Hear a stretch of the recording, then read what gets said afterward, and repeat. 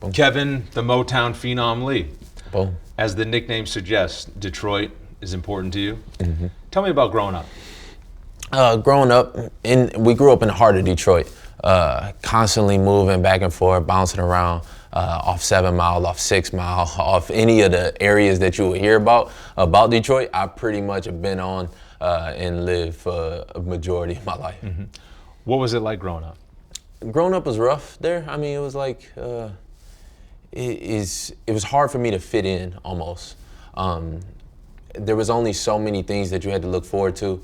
You know, you can only see, really on every block that I lived on, it was always the drug dealers, it was always the gangbangers that you had to look up to and look forward to.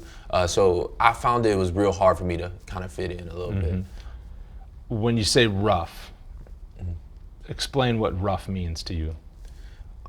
You know, as a kid, you just want to find people that think like you, that you want to be like almost, and find these common interests. And it was hard for me to do that. And everybody that I did, once we kind of started, they would kind of veer off in another path or in another direction. Where I was like, you know what? I'm not really messing with that. I'm not really gonna do that. And it can be rough when you have that kind of loneliness almost. You know. What made you? Oh, go ahead. I seen a lot of violence. I seen a lot of things that a kid of my age shouldn't have saw, and I feel like it really kind of grew me up before I was meant to almost. I've seen close friends get killed. I've seen, you know, people get beat up for no reason at all, and I just seen things that a kid shouldn't be exposed to. Probably. How often do you still think about that? Sometimes here and there. I think about more the people that are still there, the people that grew up just like me, because it's no different now. I still look around and I see a lot of death for my people. So I see it more from their point of view than I do from mine. I don't never sit back and kind of look and go, whoa, it's me and all that. I mean, it would be no point. What kept you from going on those other directions when you did find those friends and said they went off in other directions? What kept you away from that? I don't know. I mean, I try and put my finger on that sometimes, but I really don't know. I think a lot of it, I do got to credit to my parents and the way they kind of always been there for me, and they were kind of that rock that I can hold on to. And when I looked at other people, my peers, they may not have had that. They may not have had. You know, we didn't have much growing up, you know, we didn't have much material-wise, but when I looked at the man next to me, I may have had a little bit more than him, and that came in the form of people that really love me. Yeah, tell me more about your family. My family they mean a lot to me. They kind of, when everything is starting to rock and shift, I always know that they there for me, because we started with nothing. We started literally from the bottom, so I know at the end of the day they're gonna have my back, and I think that's I'm very lucky to have that. So mom, dad, and brothers. Yep. How many brothers? Give me two the rundown of like what you grew up with. I got mom, dad, older sister, and 2 younger brothers. Okay. And we still just as close as we was back then, really. As soon as I moved out here to Vegas, they was right along with me. I felt like, you know, if we together, we can do it. So. Talk to me about the relationship with your siblings and how it's developed and how you find yourselves now as adults. What's crazy is we've actually grown closer as adults. You know, I think we all, growing up, we all had it just equally as rough, and we all, you know, dealt with it in our own certain ways, kind of more separated. But as we are growing, we kind of growing together and learning from each other. I learn from them just as much as they learn from me. So, you know, it's been kind of a ongoing, continuing relationship almost. What would you say is something that you've learned specifically from your sister or your 2 brothers? Hey, the main thing that I've learned from each person is kind of different. You know, from my sister, I learned a lot of perseverance, keep going, keep pushing forward no matter, you know, she has a lot of health issues, and she just keeps, you know, and I think she's stronger than any of us, even though we're the athletes. What health issues? She was battling leukemia for a while now. and she still kind of is. But I can see the strength in her. She still gets up every day and still, is still just as happy and still just moving around. She doesn't live here. She lives in Chicago. But, I can still feel it through her. For my younger brothers, they got a little something I don't got. They're a little more happy-go-lucky almost, So sometimes that kind of rubs off on me, and it makes me feel a little bit more complete when we together, if that makes sense. Tell me about Cameron. Cameron's the rough one. He's 18 now. He's so strong-willed, and so he's got a lot of me in him. I can kind of see it, to where you really can't tell him much. He's got to just kind of learn it for himself. But he's so strong that it's almost like a hindrance to him a little bit. And he ain't the brightest in the bunch either. So, I try and as much as I can to teach him the right way and show him the right path. But I think he's like a lot of 18-year-olds right now where they're very lost and it's very hard to catch that sense of direction. These past couple of years, he's grown up in Vegas, so he didn't even really have to deal with all the hardships of growing up in Detroit, where we were really poor and really had nothing, which in a way may be a little worse for him. I don't really know. That's his situation. But where do you think he went off the path to what ultimately got him where he is now? He's so far he did a stint in juvenile when he was 16, and then this one again when he's 18. I couldn't really put my finger on it though. Couldn't really, and some days I do try to. Some days I try and understand and put myself in that situation, in that position. One of my main things since I was a kid was I saw so many of my friends, there's so many people that I looked up to that were incarcerated at one point.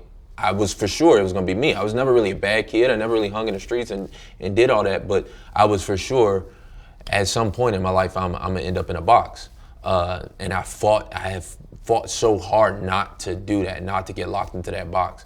I don't know if he necessarily saw that same thing.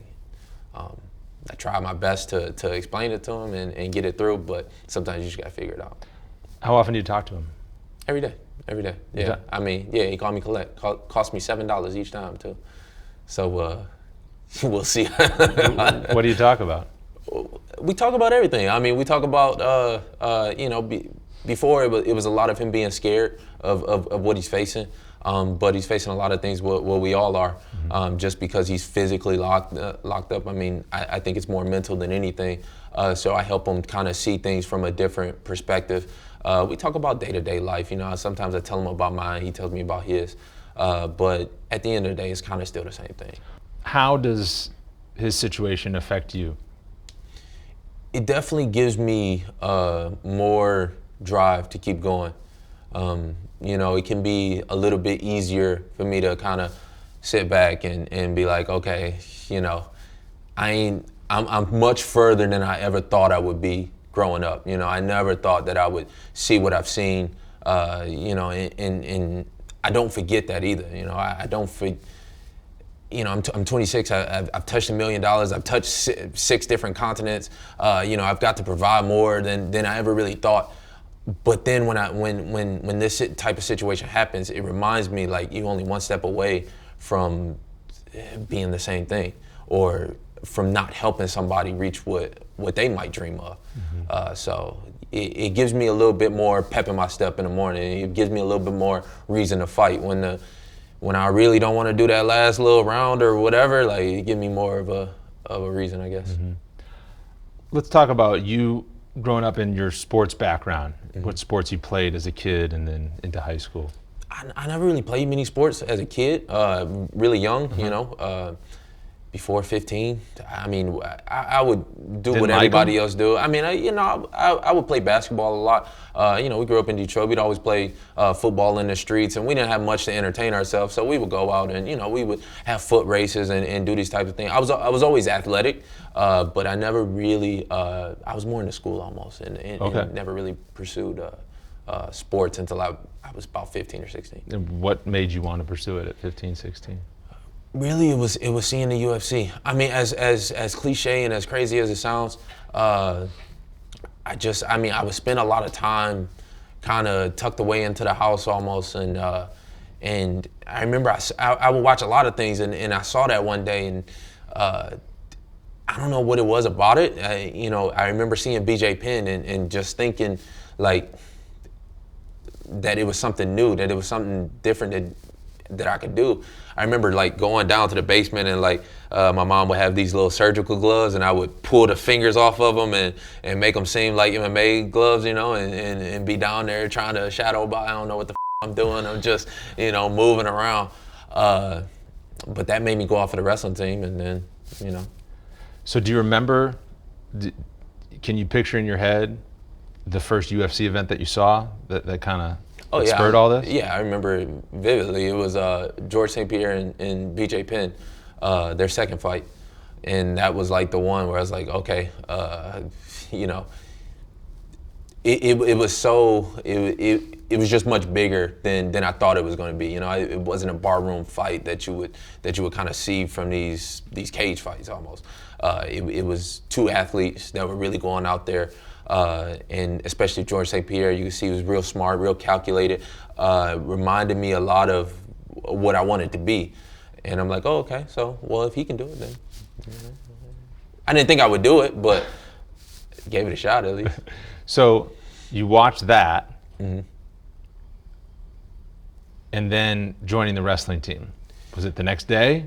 No, it was maybe like a couple weeks later. Okay. I kind of tried to go to a gym, but we didn't have a lot of money. It wasn't easy to kind of get back and forth. I was already at school, so it just made it a little bit easier to stay a couple hours after and have my mom pick me up or something. I remember walking past the wrestling room. Used to be this old classroom where the guys had to take the chairs and the desk and everything and put them in the hallway. And I would walk past them like pretty much every day. And I was always kind of curious about what they was doing. I never really kind of got it until I walked in there. What was your background in fighting or in combat sports before seeing that UFC event? I mean, we always, my dad was a huge Mike Tyson fan, and he still is, and he was, we grew up in Detroit, so we were big on Floyd, especially. That was about the height of Floyd Mayweather's career. And I saw that, and I would go around a couple boxing gyms. Some of my friends would go, and I just kind of hang outside. I never really went in and saw them. But, other than that, not much to be honest. How do you kind of look back on that now that you said you've been to 6 continents, you've headlined UFC events now, to think that you weren't even an athlete and you see the UFC event, you see BJ Penn fight George St. Pierre, and it's led to all this? Yeah, it's crazy. I mean, it literally is kind of crazy to kind of look back and see what could have been. What were you into before? Science a lot, science and math. I went to college and tried to double major in biomed and math at the same time. So I thought I was gonna be like an engineer or something. I'm glad I ain't that. I'm glad I ain't got the code to no 9 to 5 for sure. So it's surreal, but it's real life, and I think that's what keeps me motivated to do it too, because you never know who's gonna be the next one. You never know who's gonna see you and be like, okay, maybe I could do the same thing.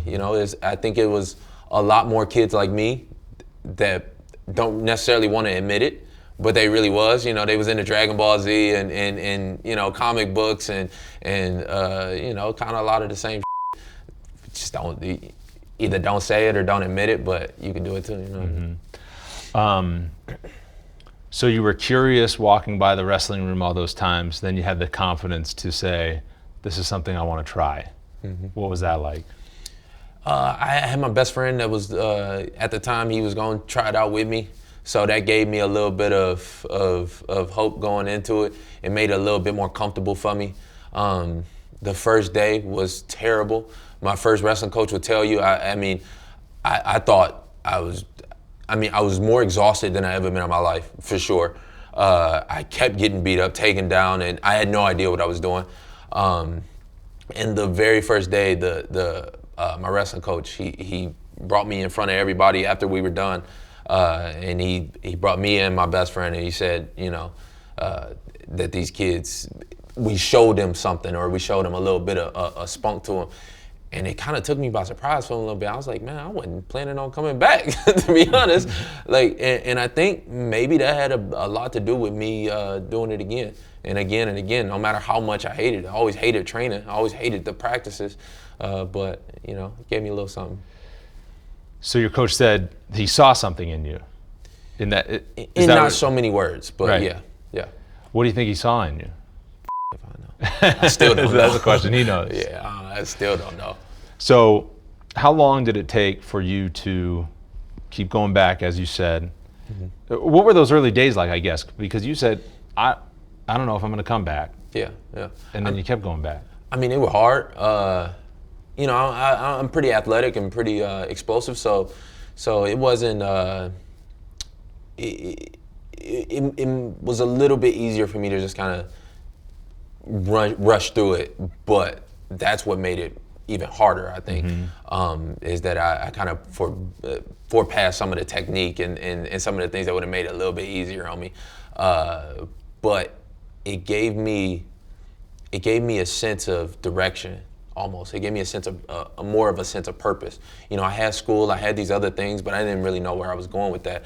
With wrestling, it was right away. Like I knew with this match that I had to get ready for, because I'm not gonna go out there and get embarrassed. And then I know next week I got to do the same thing, and I got to keep my weight down, and I got to stay disciplined, and I got to do all these things that I really hate doing, but they gave me a little bit of love and a little bit more appreciation for myself. And I think wrestling is definitely something that you hear a lot of fighters talk about it. It's definitely something that can save you, for sure. How did it save you? I think it saved me from myself, almost. It made me kind of get over it a little bit. It's like, yeah, it's hard. Okay, so now what? Are you gonna get something from it, or are you just gonna about it? You're gonna complain and just, what are you gonna do? Yes, it's hard. Get back up, do it again. Yes, it's gonna be hard tomorrow. It's hard today. It's gonna be even harder then.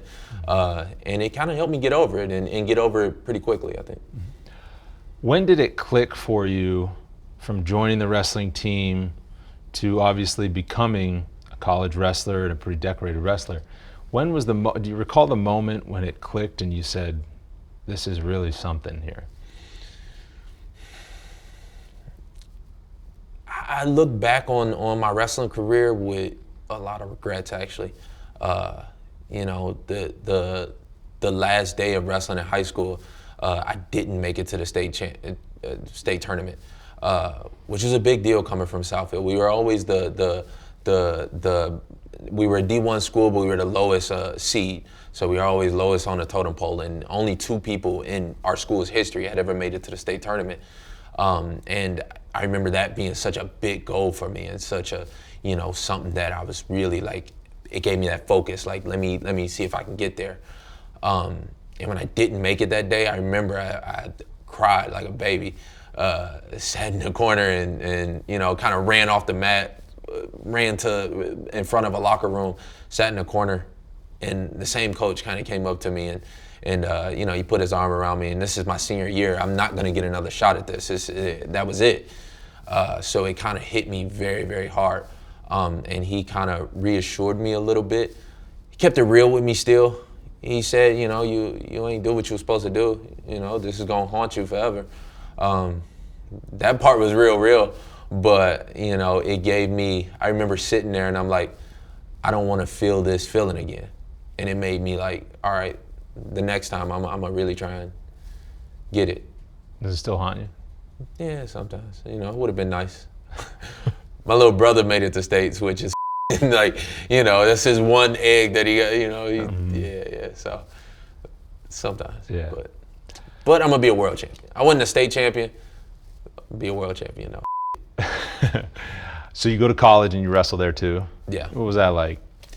It was college for me wasn't the type of experience that I think everybody else had, where they like, party all the time and they enjoying themselves and having a ball and all this. It was really, it was more dark than anything, I think. I spent a lot of time fighting. It was very, very hard. I fought and I wrestled at the same time. So took 16 credits of so it was it was hard, but it made me who I am. So I wouldn't have it no other way, really. So that's when you started training MMA? Yeah, when I got into college. Okay. Talk to me about, from seeing that UFC that got you to join the wrestling team to then when you started training MMA. What was it like to start in that sport that ultimately got you started? So really, I was going for a BJJ tournament. I kind of, that was the next logical progression, was to try and do jiu-jitsu. And I had done jiu-jitsu a couple other times. So I went to sign up for this tournament. The guy, when I showed up, he's like, he had a 170 pounder the day after that they were getting ready to fight. And he's like, my 170 pounder fell out. I can overhear him on the phone as I'm trying to sign up. And I'm like, you know what? I mean, I ain't doing nothing on Saturday. So, I was like, well, I can do the Friday tournament and then come fight on Saturday. He was like, okay, wait, hold on. Don't do the tournament on Friday. So I just went out for the fight. Ended up stopping the guy in the second round. After that is when he asked me to come and join his gym on Monday morning. So I was in the gym, and first time ever hitting something, really. Right. So was it an amateur fight? Yeah, amateur fight, yeah. Okay. Yeah. And it's Michigan, so completely unregulated, It's just, I was elbowing the guy as hard as I can. I was doing stuff that I saw on TV, and I was just like, you know what, let me just try it. Yeah. So walk me through that. First fight, amateur fight, basically no training. Yeah. So I had my dad in the corner with me. I show up. It's this old, it's like a little hall that they have like banquets and weddings and all types of stuff in. I think it was on East Harper in Detroit. Show up, I don't really know what I'm getting into. I brought some shorts and I got, some gloves that I had already had. Some MMA gloves, but I don't even know what, they were big, bulky black ones. No mouthpiece, no cup. I didn't really know I needed them things. I kind of sat in the back. I warmed up with my dad a little bit. We kind of like, I just jumped up and down and did the things that I do in wrestling sometimes. Go out for the fight. I try and go to the cage door. They say, wear your mouthpiece. I'm like, I don't know what the you're talking about. Dad has to run to Walmart, grab me a mouthpiece, grabs me a cup. We come back to do it again. His recollection of the story is a little bit different. He said the moment that I stepped in there, he said he could kind of see it click in me, and he thought that he looked at somebody different than his normal son that he would see on a day-to-day. For me, it felt natural. It felt like what I was supposed to do. I didn't really have no fear. I didn't have no, I was fighting a grown man and I was 18, but I didn't see it no other way. I'm like, I'm gonna go out. I tried to throw some punches. I took them right down and finished them from out. So. Ground like a TKO? Yeah. Okay. Yeah, with elbows. Like I said, I tried to split his head open like a cantaloupe. That's just my thing. And afterwards, when it kind of sunk in, how'd you feel? It wasn't like an immediate aha moment or something, as much as you would have expected it. I said my dad has a better recollection. He kind of had that aha moment, but for me it was just I was more excited about what was to come next. I wanted to go to the gym, work out, and I still kind of wanted to do the jiu-jitsu tournament. Yeah. So I was kind of looking forward to that more than anything. I was just like, this normal, this kind of seemed normal almost. So now you're juggling a few balls. You're wrestling in college. You're taking a lot of courses, and you're doing this on the side, MMA. When did you decide I want to pursue MMA and get rid of everything else? It was my sophomore year. So I wrestled the first 2 years in college, and it was my sophomore year. The wrestling tournament was the beginning of March, and I had already had a fight lined up March 31st to make my pro debut, because I had been already fighting at the time, and I'm like, I need to start making some money around here. My life back home in Detroit was still very, very chaotic. That was probably at its worst moment. And that's probably where, the rest of my family, I could see them really, really struggling. So I was like, I got to start making some money through this. Wrestling's cool, but it's hard. It's a hard sport, especially when you talk about at that level. So I finished that tournament, the national tournament, and I was like, all right, well, this is what I'm gonna do. Yeah. Peace. Yeah. What was the worst moment, or what was your family dealing with that made it rock bottom? Like I said, we spent a lot of time moving around, house to house, juggling around. We had kind of got to a good spot. We had got to a nice little house in a decent neighborhood. But then the landlord either didn't pay his taxes towards the state or whatever it is, and ended up getting evicted, and literally just moved everything. They show up one day and all the stuff is sitting on the side of the curb, and it was like, I think, and I wasn't even there to see it really, which is kind of what made it really difficult, because it was nothing I could do. They show up and everything's on the curb, and it's like, okay, I guess we're gonna go live with my aunt. Oh, she don't have the space for it and none of this thing. We got to get rid of it. And they really had to start from bottom. And here I am in school, and I'm eating every day. I'm going to class. I mean, I'm doing hard things, but I'm not at the same. Weren't together, and that made it harder to deal with, I think. So you go pro. What were your early days as a pro fighter like? They were fun, actually. Yeah. Looking back on them, they really were. Like, I just didn't give a. I just wanted to fight, and I fought anybody. I had to go to Canada for a lot of the fights because Michigan didn't really they were unregulated fights, so it was hard to go pro in the United States. But when I went to Canada, I had to fight guys that was their hometown. I fought a guy that was 7-0.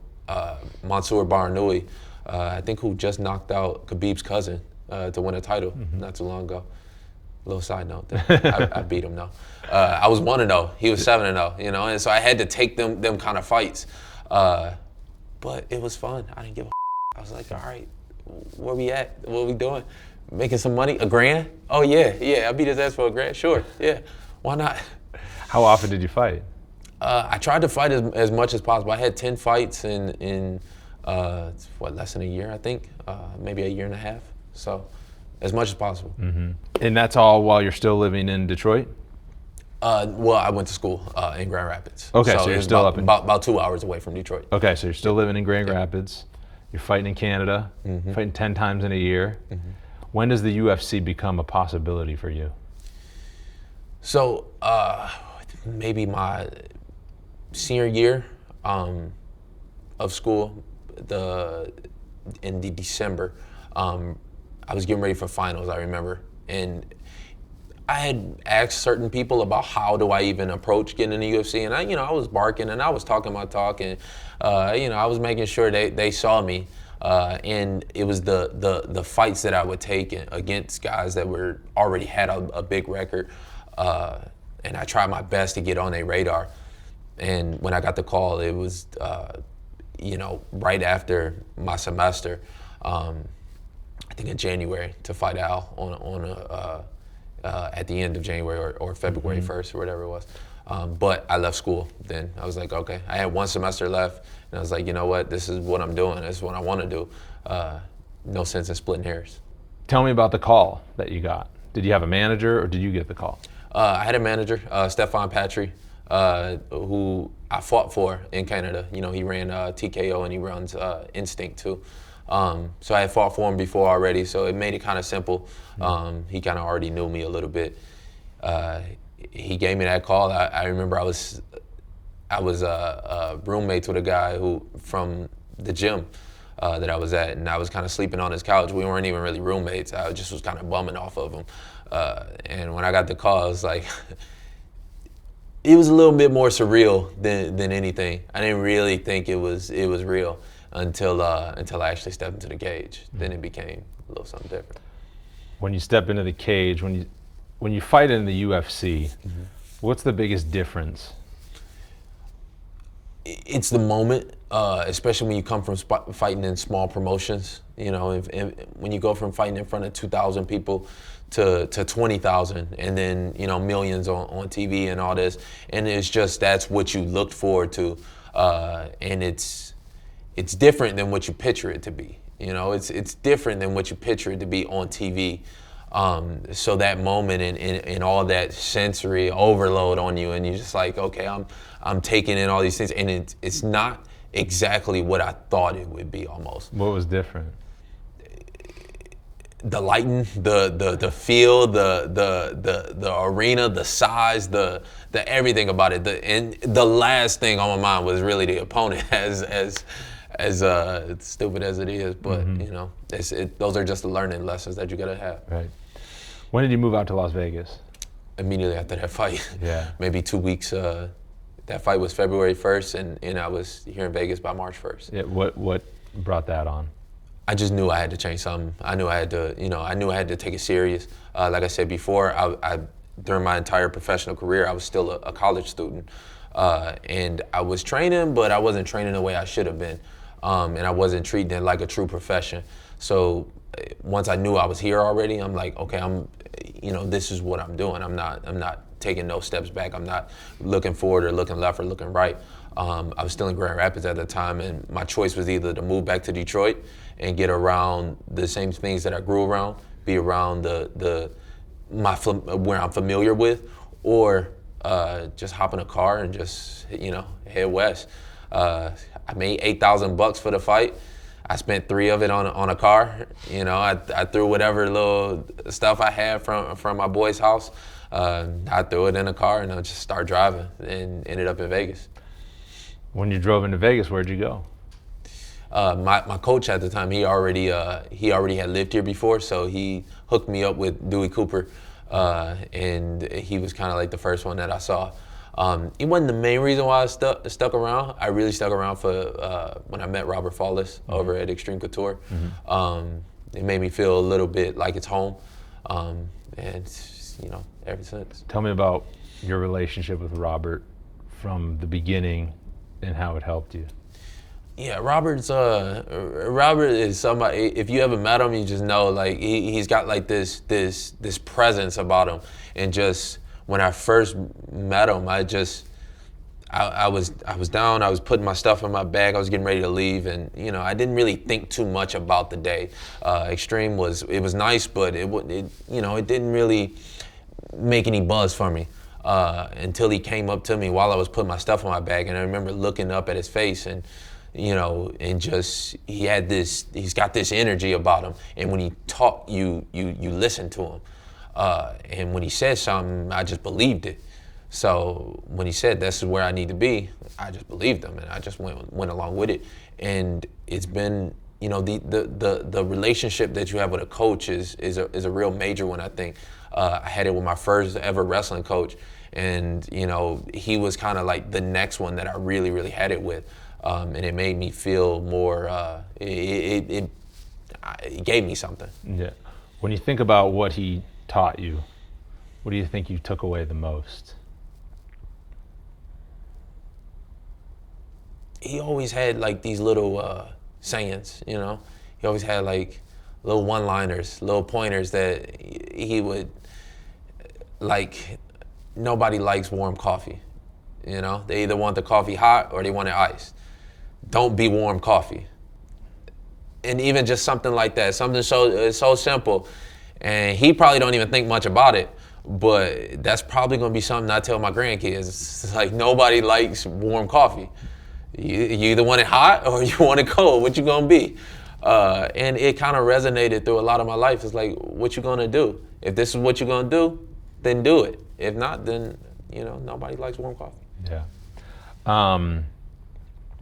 Read a story that you fought without him in your corner, and you hadn't been stopped, and you got stopped, and you called him up, and you said, "I'm never fighting without you in my corner again." Yeah, yeah. What did he do for you when you were in the fight? Leonardo Santos was that fight. And, you know, at the time, I had won 4 in a row in the UFC and had just fought James Muntasiri, who was, you know, one of the better strikers of the division, you know, Taekwondo champion and all these things. And I beat him in the first round. So when they hit me with Leonardo, you know, he was 37. I was like, okay, you know, jiu-jitsu expert, one of the best black belts in the game. But I was like, okay, you know, I don't really need to take it like that. And maybe I can cut, you know, Rob charged me a percentage. So I'm like, you know, maybe I can save a little bit here. And I already know I got it in the bag. I don't really need it like that. And it turned out to be one of the worst mistakes ever. You know, he in the corner, he made sure that I was focused. And focus for me, apparently, is a really big thing. I'm starting to learn. And he had a way of driving that home to me. Like I said, when he talked, I listened to him.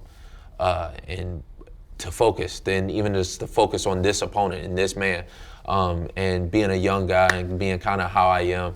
And, you know, I'm kind of confident in myself, so I lose sight of that. But he always made sure he brought it back home to me. Mm-hmm. And after that, I was like, you know what, I'm never going to do that again. So you fought and you won, I think, 5 in a row? Yeah. After that? Yeah, with him. You get your title shot with Tony Ferguson. Mm-hmm. You remember what he said to you before you fought Ferguson? He tried his best to tell me not to get too emotional in it. And not even so much about the fight, but just about everything else along with it. You know, I think he could kind of see it maybe, especially after I fought Michael Chiesa. He may have seen it before I did a little bit, and I didn't listen to him. So, mm-hmm. You know, people know that. Turns out that's the last time that he was in your corner. Mm. How did you hear that he died? It was the day my brother had fought in Michigan, and he won his fight first round. Knockout, but I had got a text while we were warming up from Chael Sonnen, and Chael just, you know, he kind of texted me and he said, you know, "Are you busy right now? What are you doing?" And blah blah blah. And I texted back and I'm like, "Yeah, I'm warming up. We're getting ready to walk out. Like, I'll talk to you later, call you later, whatever it is." I'm not thinking much of it.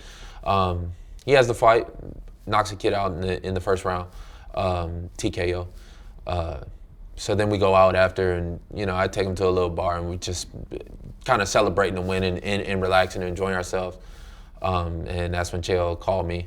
And when I picked up the phone, I'm in a good mood. I drank a little bit, so I was excited to talk to him even.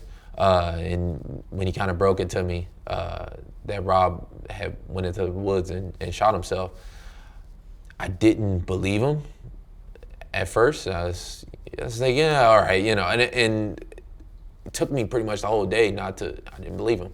You know, it didn't really hit home until, you know, I woke up the next morning and kind of had saw some of the articles and saw the news and all these things, and it was like, damn, you know.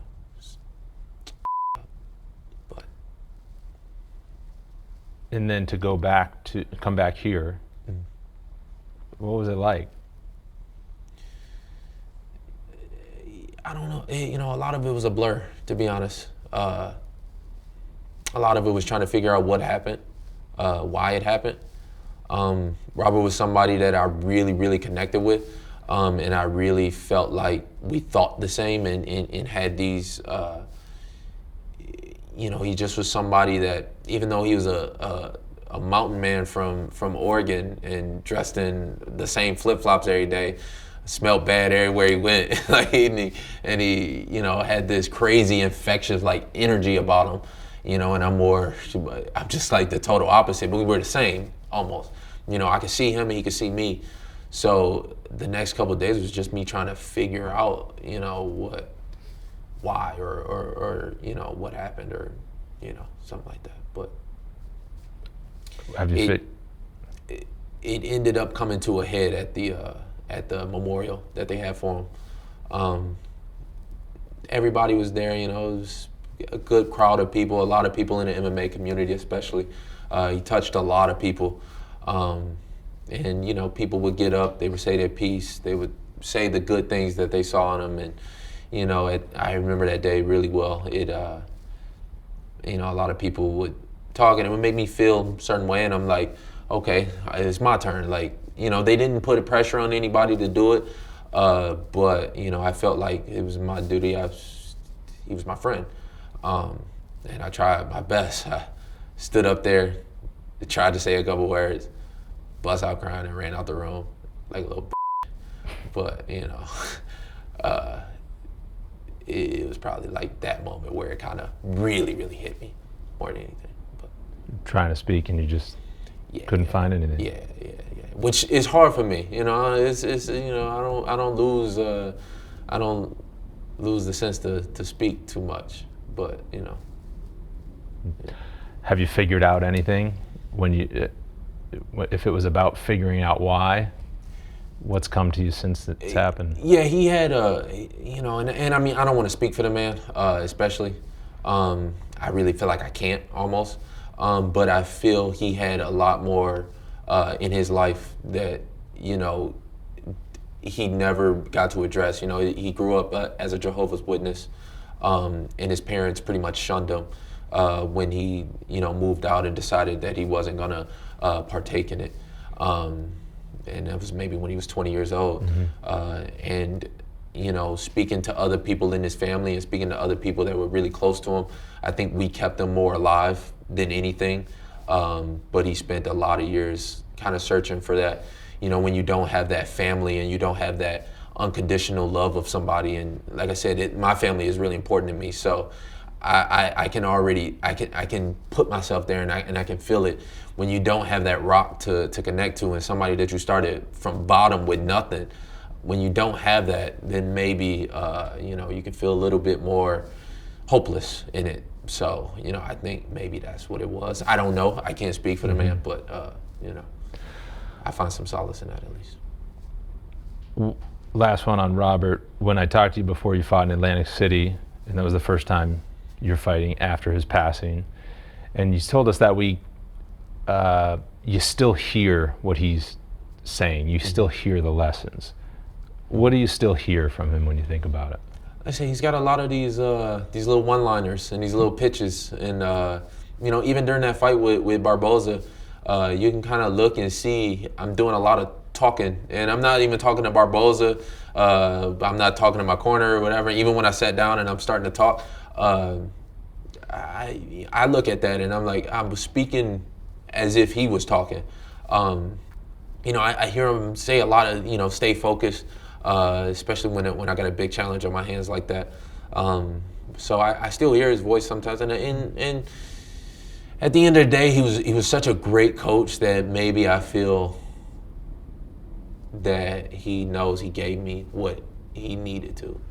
So it's my duty to try and live up to that. And sometimes I don't, sometimes I do, but you know, I try at least.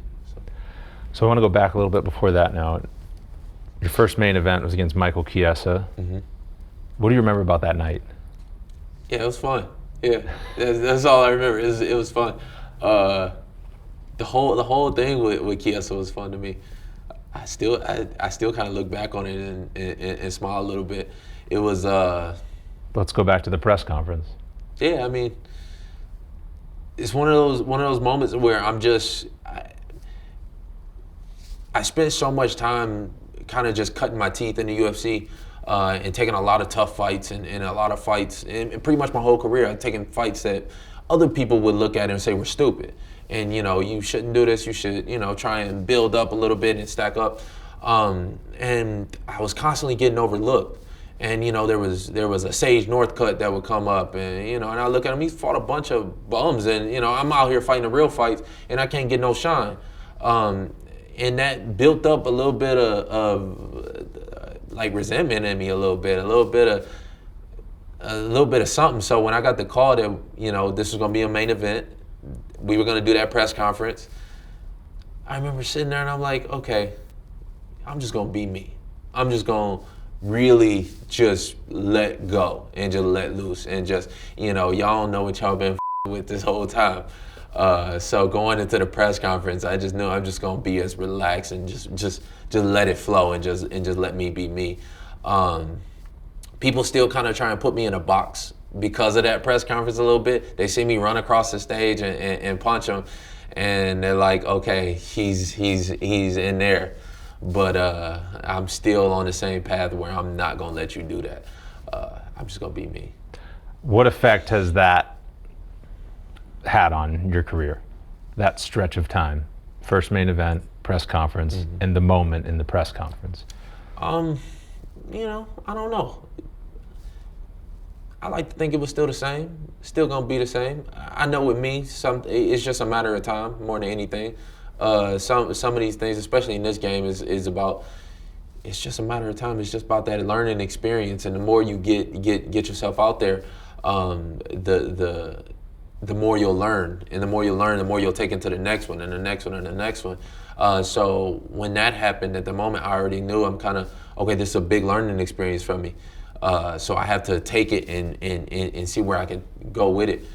But really, it was just a matter of time for me. I just happened to get it younger than I would have liked or would have expected more than anything. But it's a matter of time. After the fight, you talked with Tony Ferguson, who was working in the studio. Yeah. What do you remember about that interaction?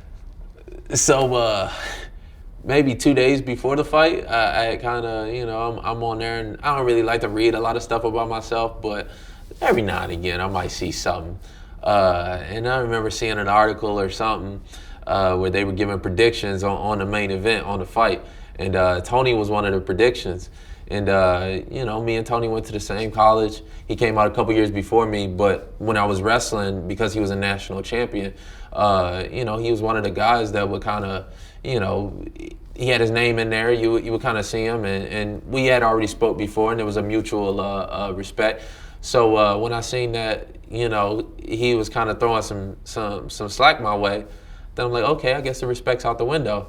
So I knew after the fight, as soon as I heard him in my earpiece, I'm like, oh, okay, well, we'll see where this goes.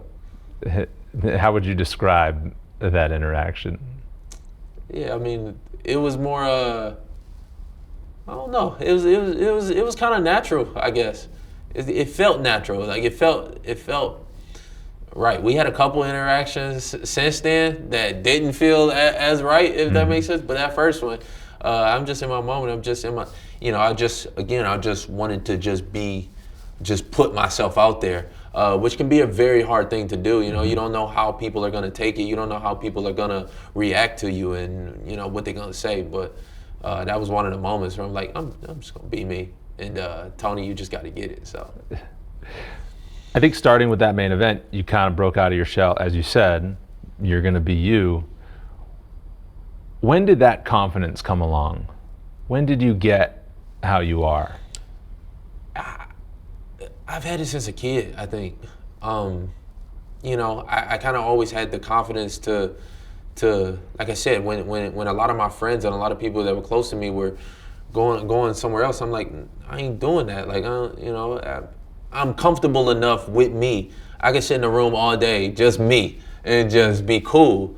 And I don't know. I had that as a kid, I think, and it's something that I've learned to embrace and something to cultivate almost. But it's no different, really.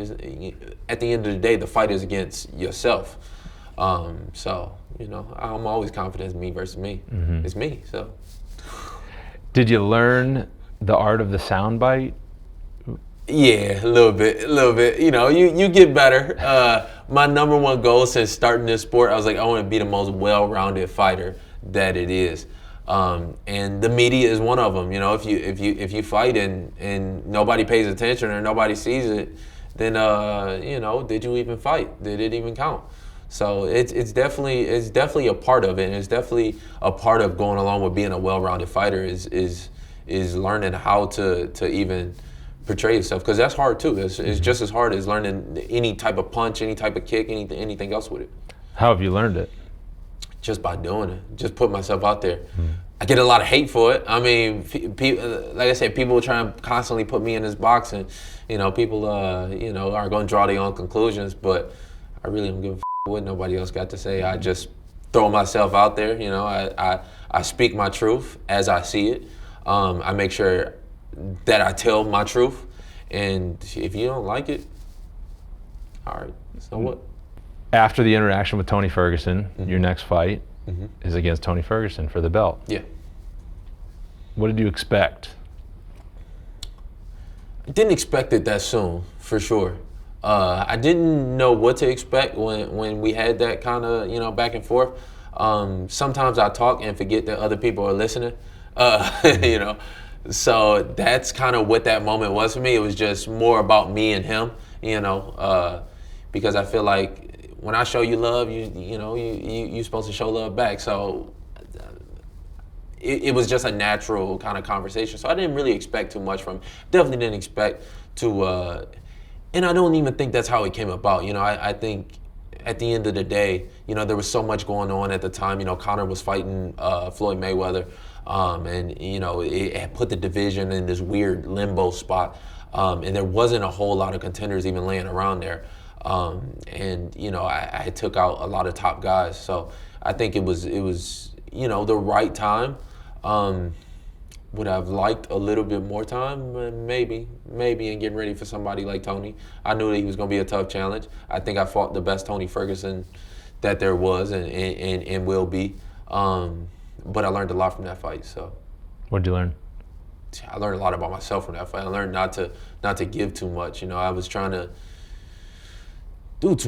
sometimes I do too much, and sometimes I want to do it all. Sometimes I feel like I'm Superman and I just can jump through the roof. But that was one of the ones where I put way too much into the week of and the build up, and that goes along with being a well-rounded fighter is you got to know when to dial it back sometimes too. I went race car driving the week of the fight, so. You learn when to pick and choose your battles. Mm-hmm. So. You said you feel like you fought the best Tony Ferguson. Mm-hmm. What level was Kevin Lee in that fight? I was definitely at a depleted state, and I kind of knew it even before getting into the cage. The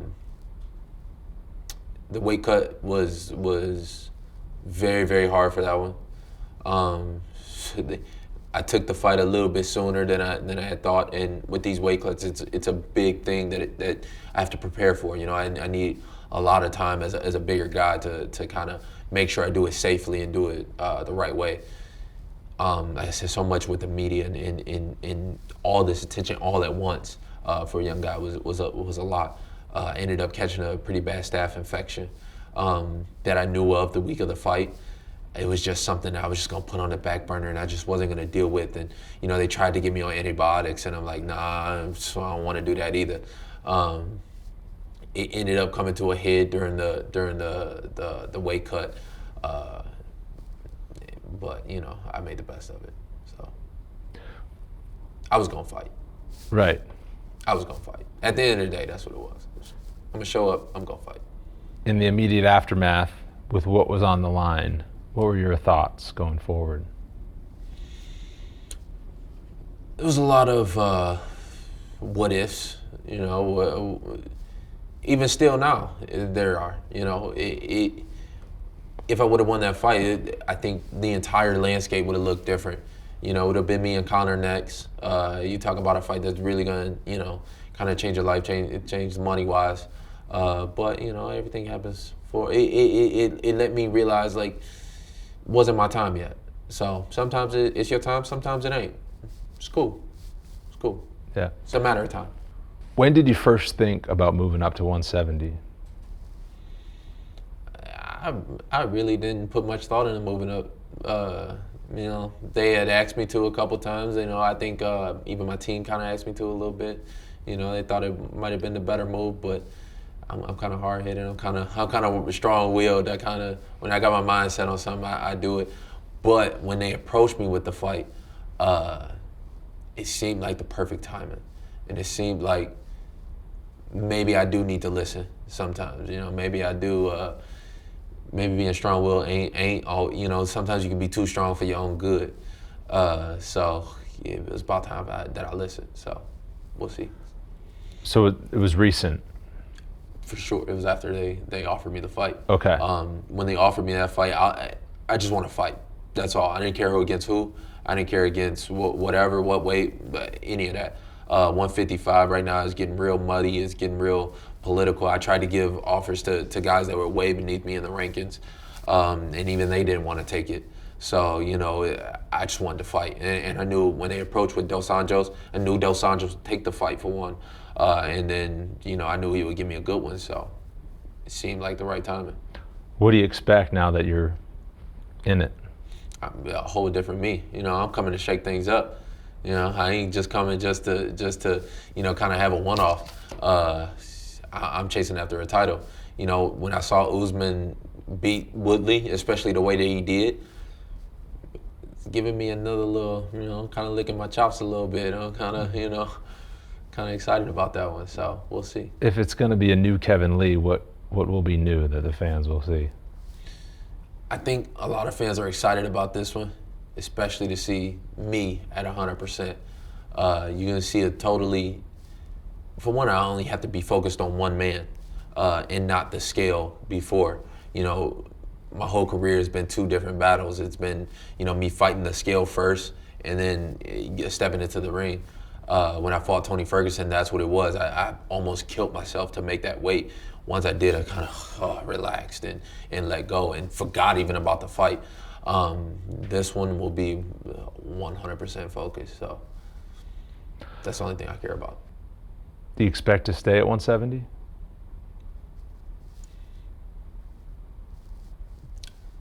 I'm focused on Dos Anjos for now. You know, I think that's he's a former champion. He deserves that respect, and I'm gonna give it to him. And he's got my full, undivided attention for sure. Where we'll go after, we'll kind of see. I mean, I like options, and I like competitiveness, and I like the drive to really be a champ. And there's a lot of good fighters at 170 right now. You know, you got you got Masvidal, you got Till, you got Pettis and Ponzinibbio and Usman and Woodley, and I mean, all of them names. If you didn't think that you'd fight for a title when you did, at 26 now, and where you're ranked, and where you're gonna fight next, what are your expectations for the future? Some gold. That's all I care about. I mean, yeah, some gold, a title. That you know, yeah, that would validate all this shit. Validate a lot of the pain, for sure. So that's where I see it. It's only a matter of time. Whatever I got to do to get there. Kevin Lee, thank you. Best of luck going forward. My man.